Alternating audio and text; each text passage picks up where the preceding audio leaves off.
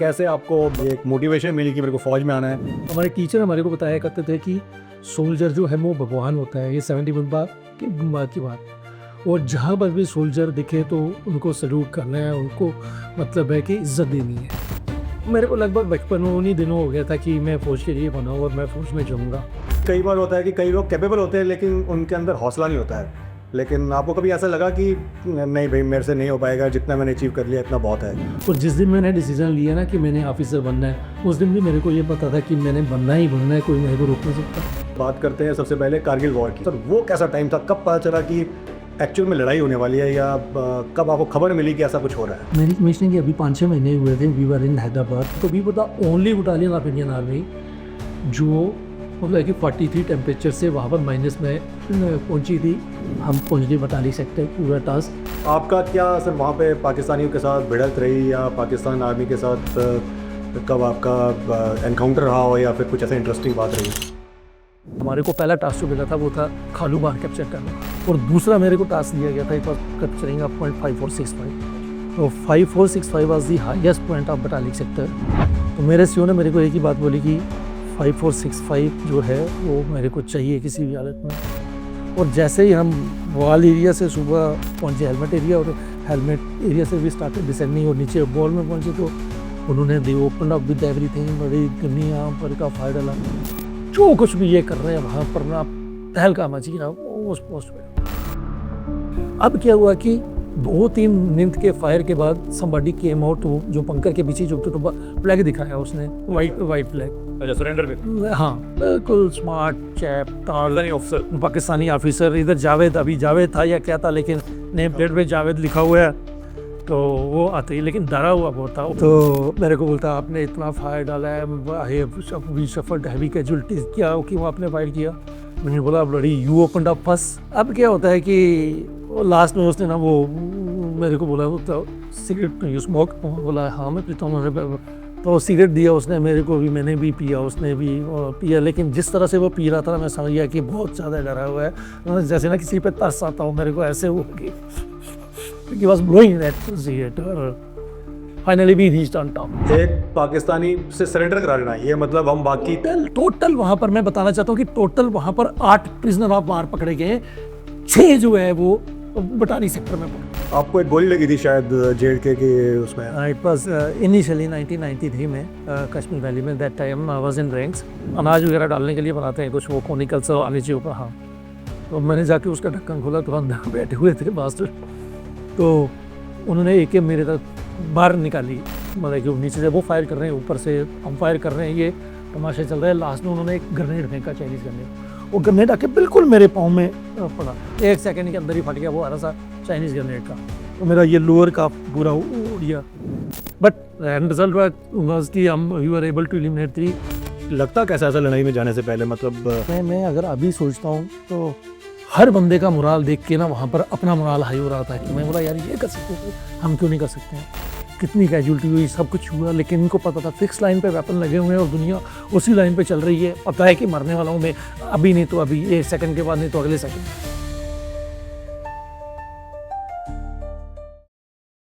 जय हिंद दोस्तों, मैं हूं कर्नल अमित धिमन और आपका स्वागत है हमारे चैनल मातृभूमि पर। आज का एपिसोड बहुत ही खास है। खास इसलिए क्योंकि हमारे पास ऐसे मेहमान हैं जो एक जिंदा मिसाल है।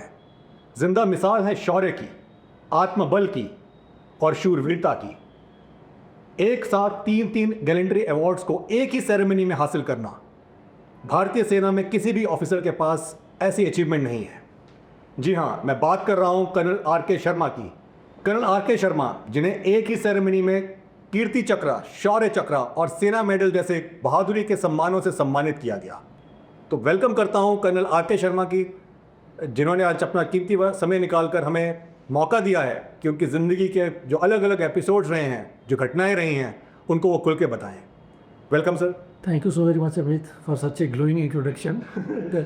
सर, और ये एक बात और बोलना चाहूँगा सर, इससे पहले कि आगे बढ़ें, कि ये एपिसोड इसलिए भी खास है क्योंकि जो आपकी अचीवमेंट्स हैं, मेरे पास ये सौभाग्य रहा है कि मैंने उनको फर्स्ट हैंड देखा है। हम एक ही यूनिट में थे जब आपको ये सारे अवार्ड्स मिले, और जितने आपने ऑपरेशंस किए उस टाइम मेरे को नज़दीकी से उसको देखने का मौका मिला। और मैं तो ये भी कहता हूँ कि आप मेरे लिए खुद एक ट्रू हीरो की तरह हो, क्योंकि आपकी स्ट्रगल्स और आपकी अचीवमेंट्स को मैंने बहुत क्लोज क्वार्टर से देखा है सर, तो इसलिए मेरे लिए बहुत इंपॉर्टेंट है। Thank you so very much, thank you. तो सर शुरू करते हैं सर, आपकी जो जर्नी रही है फ़ौज की सर, कब आपने फ़ौज को ज्वाइन किया, कैसे आपको ये एक मोटिवेशन मिली कि मेरे को फ़ौज में आना है? जम्मू जिस जगह पे हम रहते हैं वहाँ पर एक तो कैंटोनमेंट बहुत नज़दीक है, और दूसरा हमारे घर के बगल से जो रोड जाती है सियालकोट, जाती थी कभी, अभी तो आरसूरा तक है, उसको उस टाइम पे डिफेंस रोड कहा जाता था जब बम भरी हो रही थी।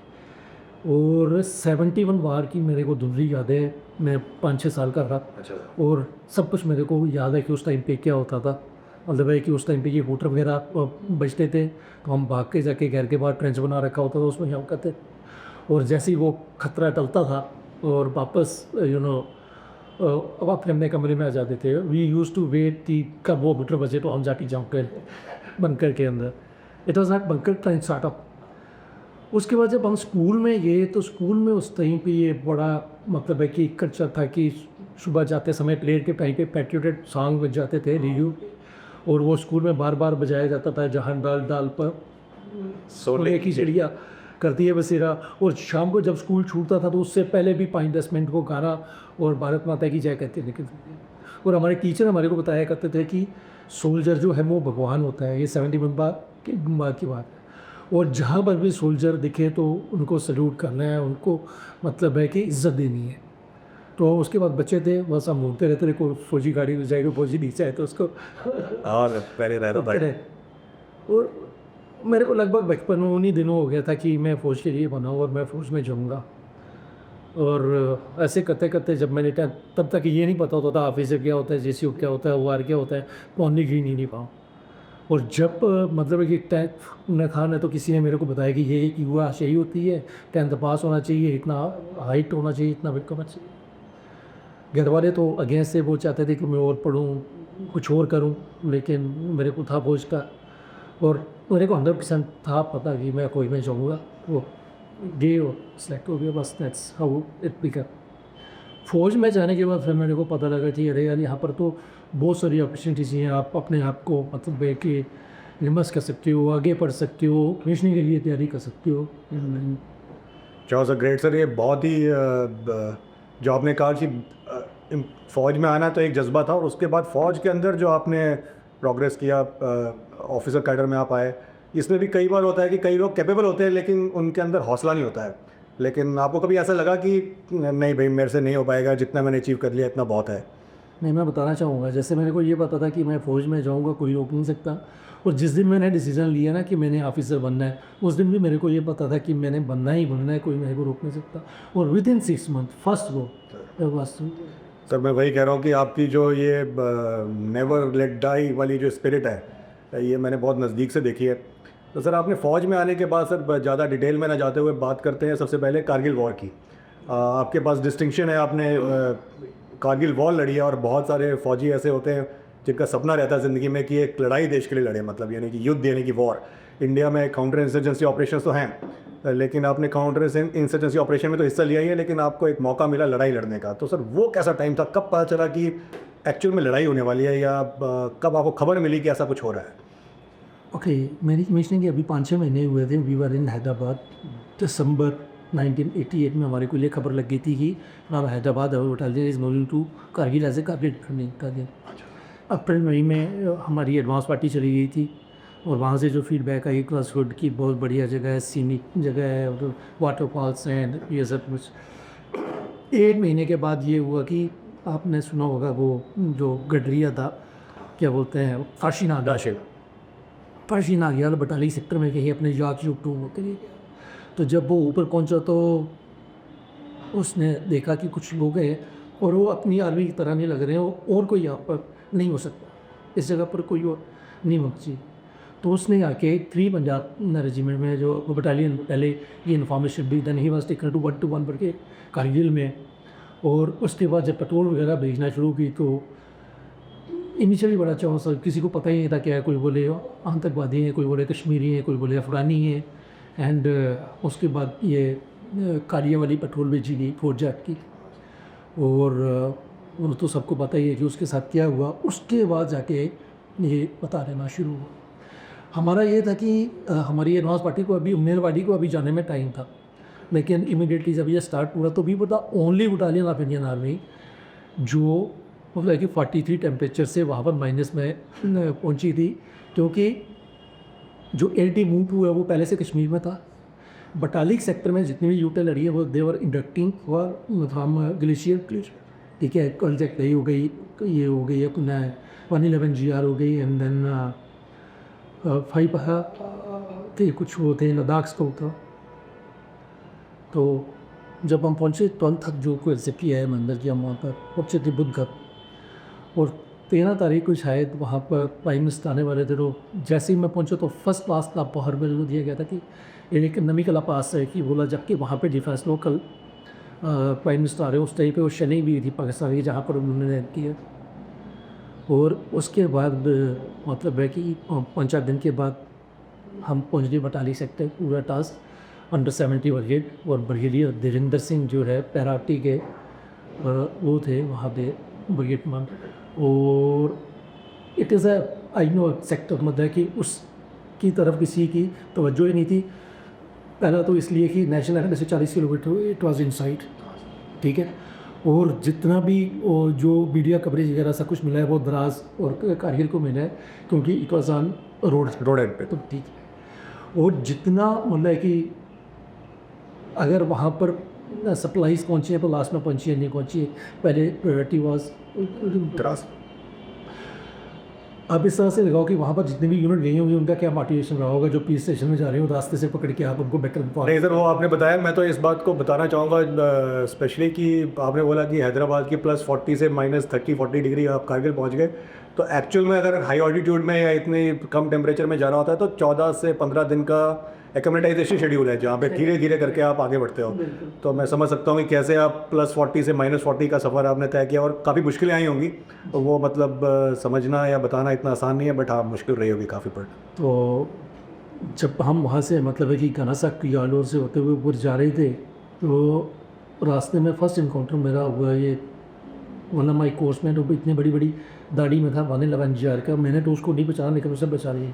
उसने गले रहा, तो ही वॉज कर्नल सतीश, उस टाइम पर लेफ्टिनेंट सतीश। और फिर उसने मेरे को 2 और लोगों से मिलाया, एक था मनोज कुमार पांडे। अच्छा सर, आप मिले वहाँ पर मिले, और बड़ा शाही सा चुपचाप बैठा हुआ सीनियर है, वो सीनियर था उनसे। उन्हें कई बस कैप्टन 2-3 साल नौकरी हो गई थी पांडे सर की।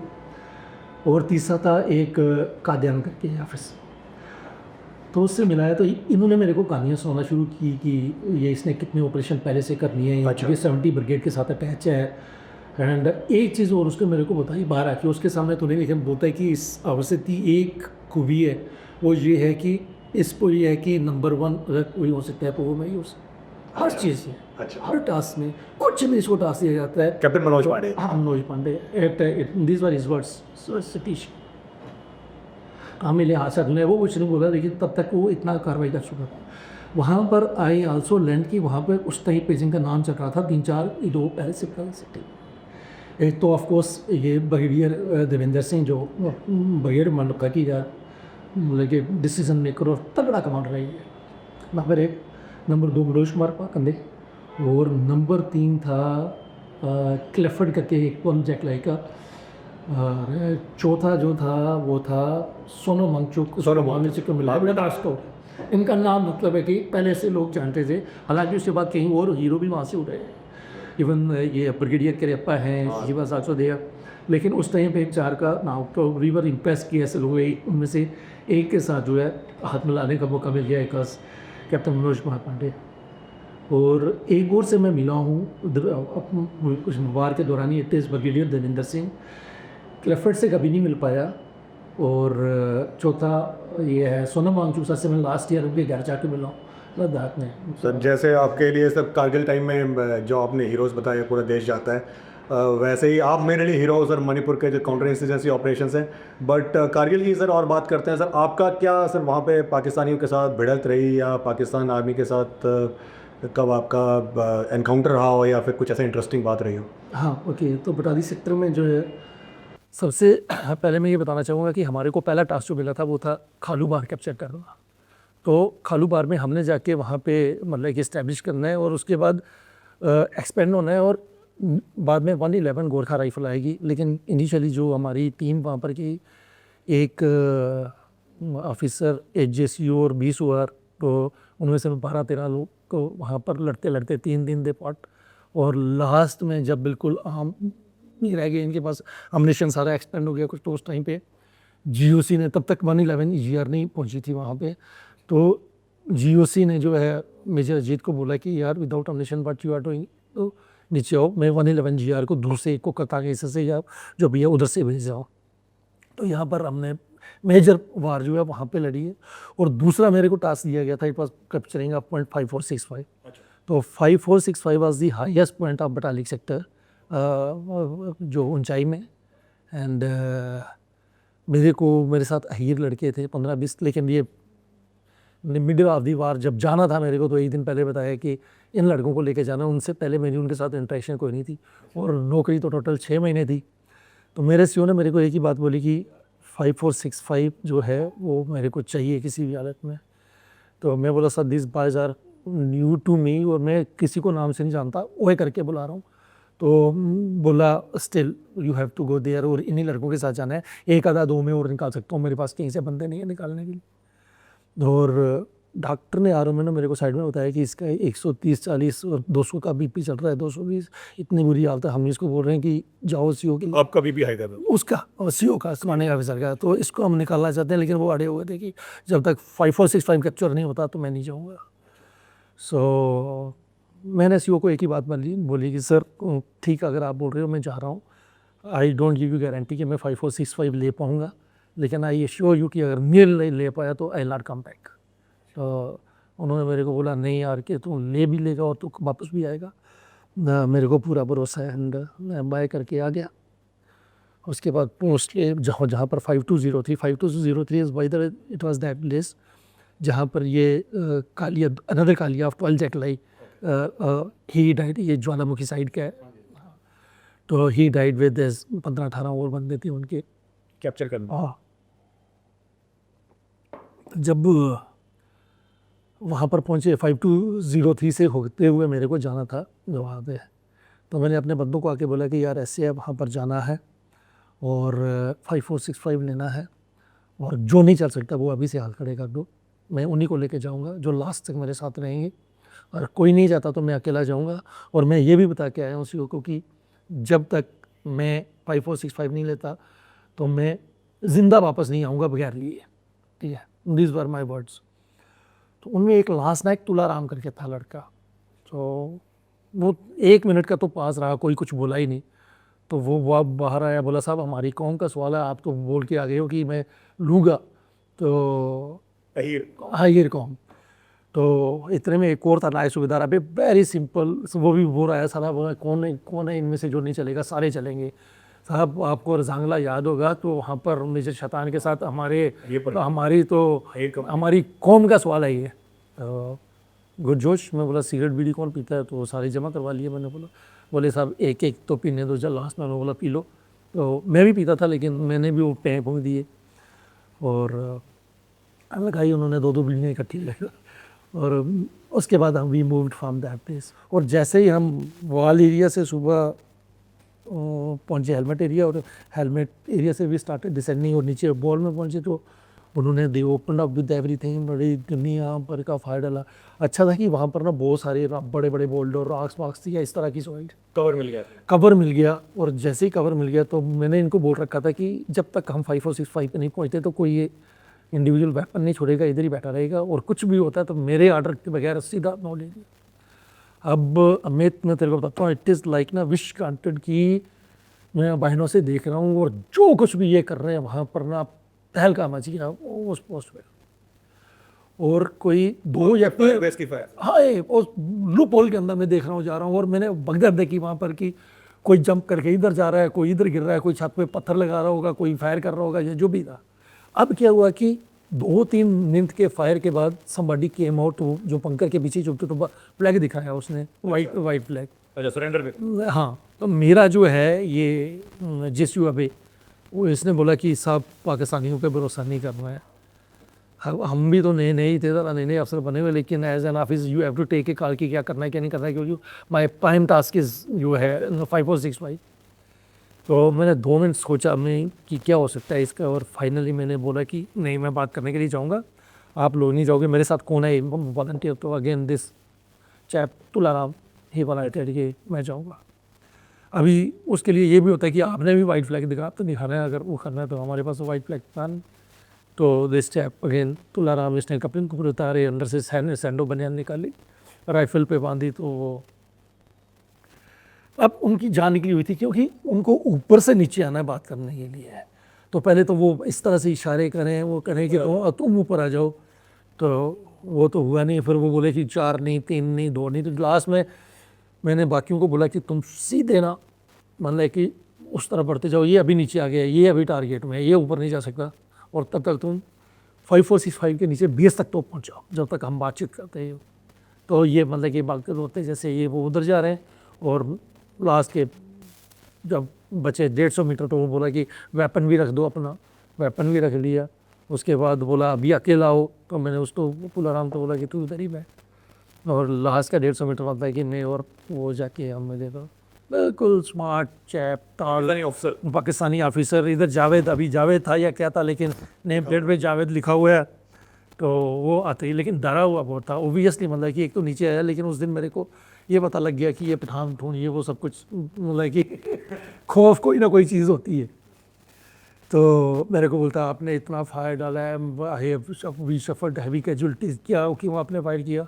मैंने बोला bloody you opened up first, और आप फायर करोगे तो हम क्या करेंगे। एंड तब वो बोला कि आप इधर कहाँ जा रहे हो। मैं बोला मैं जा रहा हूँ 5465 पे, ठीक है, और you are not suppose to sit here, यहाँ पर क्यों बैठे हो आप। तो हाँ, उसने मेरे को बोला कि बोला हम इंडिया का मैसेज जो है वो पीछे पहुंचा देंगे, but I am also soldier यार। फिर वो अपने उस पर बात आ गई कि I am also soldier, you tell me हम क्या कर सकते हैं, और you promise me you will not fire, you promise me you will not fire. अब उसको ये है कि मेरे बेसिकली वो डर गए थे कि मतलब खड़े हो गए थे उनके। वो अभी वहाँ पर बंकर बुंकर वापस जाके इन 2 जगहों से हेलमेट से और इधर से भाग के जाके वहाँ पे वो कर रहे थे, और आपका फायर मेरा फायर आ गया, और फायर भी ऐसा कि मतलब ये सॉलिड 700 मीटर एरिया, MMGAGL क्या छोड़ेगी, RLB इफेक्टिव। तो दूसरा इसने ऊपर जाना है, और इसके साथ जो 2-3 आए हुए हैं, हालांकि पीछे खड़े थे, लेकिन ऊपर तो पहुंचना है वापस। अब क्या होता है कि लास्ट में उसने ना वो मेरे को बोला तो सिगरेट यू स्मोक, बोला हाँ मैं पीता हूँ, मैंने 48 घंटे से पी नहीं रखा था, ऐसे शुक्र है मिल।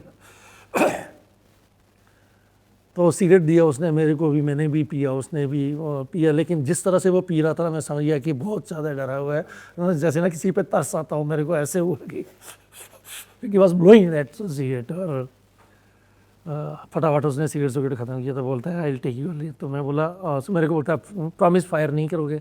मैं बोला if you not I will not. तो मेरे को ये था किसी तरह से 5465 पर पहुँचूंगा, अपनी तरफ का ये लास्ट पॉइंट बचा हुआ है। अब क्या हुआ कि हम जो है उधर चल पड़े। जब ये सब कुछ चल रहा था तो मेरे पीछे मेरा रेडियो ऑपरेटर था हरिनंदन, ही सर्विंग, अभी रिटायर होने वाला होगा। उस टाइम पे 2-3 साल नौकरी उसकी रेडियो ऑपरेटर। तो उसको कॉल आना शुरू हुई, हिसाब से बात करा। मैंने उसको बोला कि तू आ गया है मेरे पीछे तो गोली मार दूंगा। और CO उसको बोले कि आरामखोर, बात करा उससे, बात करा 2IC हमारे थे उस टाइम। उन्हें नहीं पता था कि आप आगे जाके मिल रहे हो अकेले। ये पता लग गया ना, ये उसने बता दिया कि ये कार्रवाई ये रेडियो ऑपरेटर ने। तो वो उसको बोले कि अगर इसको पकड़ लिया तो क्या होगा, पलटन की बेइज्जती हो जाएगी। फिर इसको ऑर्डर मिले कि जिंदा या मुर्दा तुम्हारे को सबको बता रहा हूँ आगे चाहिए, क्योंकि अब मतलब कि प्रिजनर ऑफ वार को then it is ऐसा कुछ भी नहीं हुआ। अब जब मैं वापस वहाँ पर पहुँचा नीचे, तो हरिनंदन एंड 2-3 और वेट कर रहे थे जो मेरे को लेके, मैं और तुलाराम के आगे। तो एक्साइटेड जो है हरिनंदन बोला साहब, सिंह साहब नहीं छोड़ेंगे आपको, 2IC साहब ने बहुत गाली खाई है सुनी मैंने। तो मैं बोला ठीक है कोई बात नहीं। वो तब भी कालें आ रही, मैं बोला नहीं जब तक ऊपर नहीं पहुँचे तब तक नहीं करेंगे। तो फाइनली भी रीच्ड ऑन टॉप, और टॉप पे भी वो अपना भांडे बर्तन छोड़ के तो वो भाग गए हुए थे 5-6। हाँ, वो सब ने ये सोचा कि यहाँ से अभी खाली करो, और वहाँ पे पहुँच गए। हमारा बस यही फायर हुआ जो उसके बीच में वो माइन फील्ड और या जो उसने किया है वहाँ नोल एरिया से और हमने किया है वाल एरिया से, और उसमें उनकी कैजुअलिटी हुई है, जो this is what he was telling, ये 3-4 लोग मर गए हैं और ये बम था। अब क्या हुआ कि वहाँ पर जाके मैंने फिर डरते डरते ही रेडिएटर खुलवाया कि, तो वो बोलता है तुम, पहले तो गाली दी, फिर बोला कि शाबाश, मतलब कि मैंने तेरे को क्या बोला था कि तू कर भी लेगा और वापस भी आएगा, और तुम चौकस रहना वहाँ पर, बस ये ध्यान रखना कि छुपे हुए ना हो वहाँ पे। तो दिस इज़ हाउ।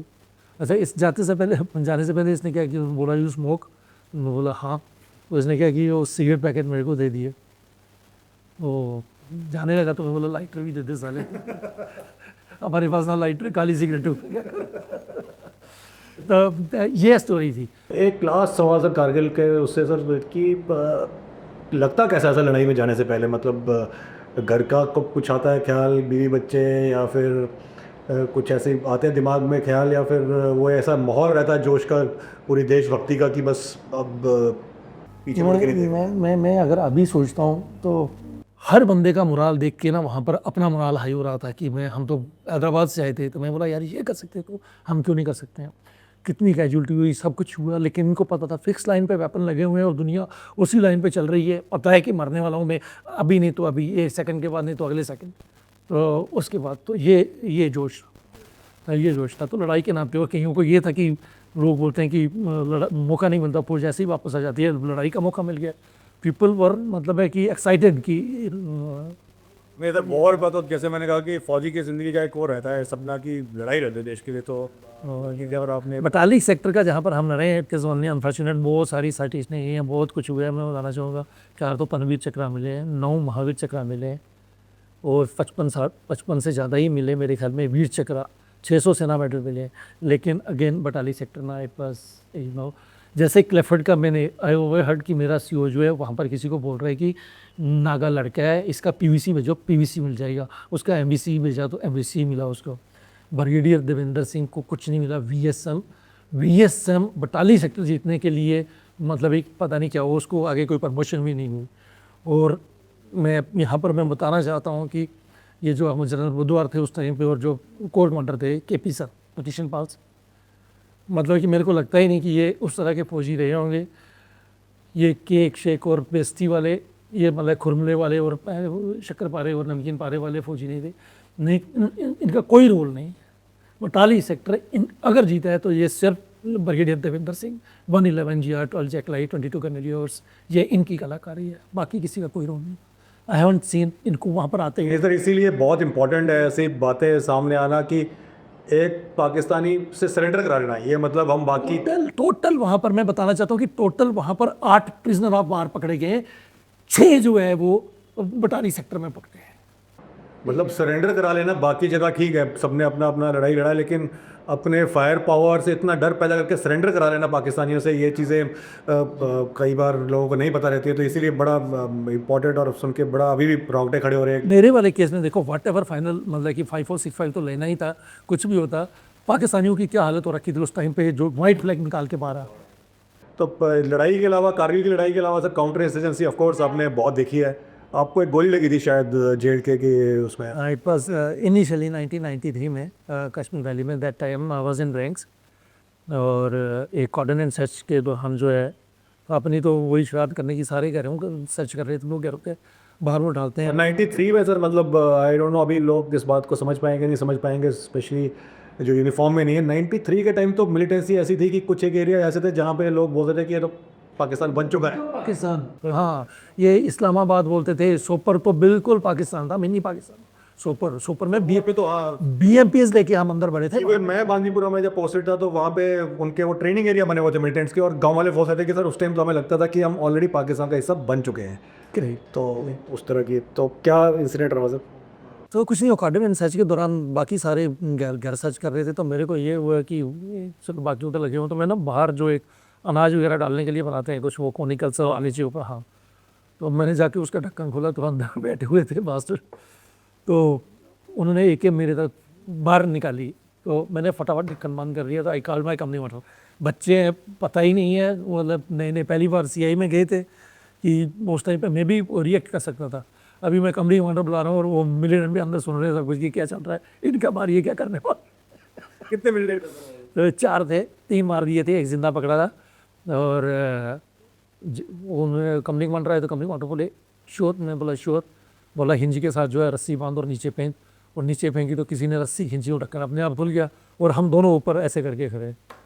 वो मैं बताना चाहूँगा कि वो मतलब कि वो नीचे से वो फायर कर रहे हैं, ऊपर से हम फायर कर रहे हैं, ये तमाशा चल रहा है। लास्ट में उन्होंने एक ग्रेनेड फेंका, चाइनीज़ ग्रेनेड, वो ग्रेनेड आके बिल्कुल मेरे पाँव में पड़ा। तो मैं ऐसे वो 4 सेकंड 7 सेकंड बताते हैं, 1 सेकंड में, 1 सेकंड के अंदर ही फट गया वो हरा सा चाइनीज़ ग्रेनेड का। तो मेरा ये लोअर का पूरा उड़ गया। कंपनी कमांडर जो थे मेरे अपना उस टाइम पे कैप्टन रमन मलिक, और ही वाज वुंडेड। तो अभी वुंडेड कि उनको बहुत ज़्यादा मतलब कि ब्रस्ट पूरा यहाँ था ही नहीं थी। तो वो नीचे जंप कर गए, फिर मैं नीचे जंप कर गए। तो कोई और फायर कर नहीं सकता क्योंकि हम ऊपर हैं, नीचे मिलिटेंट हैं, और कोई फायर करता है तो हम भी उस लपेटे में आते हैं। तो आई जंप डाउन और मलिक सर को ड्रैग करके थोड़ा सा एक सेफ लेन सी बन रही थी उस तरफ खींच के लेके गया। But I was also wounded, बहुत थाइस इन्होंने बोले लगे हुए, नीचे लोअर का जो ग्रेनेड से उड़ा हुआ है। बट एंड रिजल्ट वाज कि हम we were able to eliminate 3। एक ने आकर कर दिया कि मेरे को ज़बरदस्ती बिठा रखा है, तो उसको जो है पकड़ लिया। और उस टाइम पे वैली की फर्स्ट रिकवरी जो थी पीका गन, वो उसमें मिली पाकिस्तान की हाँ पाकिस्तान की पीका gun. It is MMG LMG आड़ा वेपन। मशीन जी जी जी जी जी। तो वो बहुत सारे ना सीनियर कमांडर आते थे वो देखने के लिए कि क्या पकड़ लिया 2 गार्ड्स फर्स्ट करने एरिया में। नहीं सर, ये मैंने इंजरी इसलिए मुझे याद है क्योंकि आपके साथ जब मैं मणिपुर में इकट्ठे पोस्टेड है तो मैंने एक बार आपके शायद आप नहा के निकले थे या कहीं मैंने देखा आपके निशान पड़ा हुआ है। तो मैंने पूछा सर इतनी आप पेट्रोलिंग चलते हो साथ साथ में ये कैसे चलते हो। तो again sir salute to that spirit की इतनी बड़ी चोट लगने के बाद भी आपने पता नहीं कितने, उसके बाद कारगिल वॉर लड़ी, उसके बाद पता नहीं क्या क्या कर डाला। तो आप की स्पिरिट ऐसा जो चलते रहे। नहीं उस टाइम पे मैं एक और बताना चाहूँगा, just briefly mention it here के हॉस्पिटल से मेरे को 28 डेज सिक लीव दे के बेचा 92 BHF को, तो सैल्यूट मतलब तो किसी भी तरह के किसी भी मंदिर की तरह है सर की। तो क्या हुआ कि बाद में मेरे को कैटेगरी करने लग गए। तो इवन मेरे सीओ ने जब मैं आया यूनिट में तो बोला कि ले लेता कैटेगरी, तो बेटर कैजुअलिटी है, सारी प्रमोशन वगैरह सही से। आज मैं सोचता हूँ कि उस टाइम पे मैं कैटेगरी ले लेता तो मैं कमीशनिंग के लिए एलिजिबल ही नहीं था।